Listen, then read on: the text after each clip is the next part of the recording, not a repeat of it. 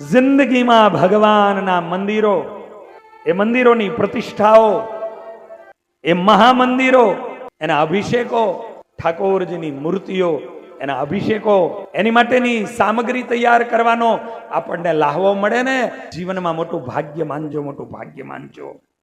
જિંદગી નહીં, જન્મોથી દીકરા દીકરીઓ, પરિવાર, કુટુંબીઓ એની માટે કરીને તૂટી ગયા છીએ, કાંઈ નથી મળ્યું.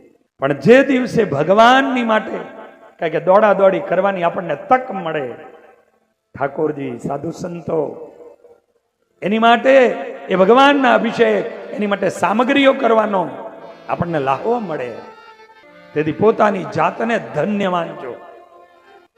તે દિવસે પોતાની જાતને ધન્ય માનજો કે મને આ લાહવો મળ્યો ક્યાંથી. એ કે ઠાકોરજીના તુલસી દલ છૂટવાનો લાહવો મળે, ઠાકોરજીની માટે પુષ્પ લાવવાનો લાહવો મળે, ઠાકોરજીની માટે પુષ્પની માળા બનાવવાનો લાહવો મળે, ઠાકોરજીના થાળનું અન્ન સાફ કરવાનો લાહવો મળે. આ ઓછા પુણ્ય વાળાને નથી મળતું. અને જે દિવસે આપણને એ નહીં કરવાનું મન થાય તેથી માની લેજો કે ક્યાંક મારા પુણ્ય હવે ખૂટવા માંડ્યા છે.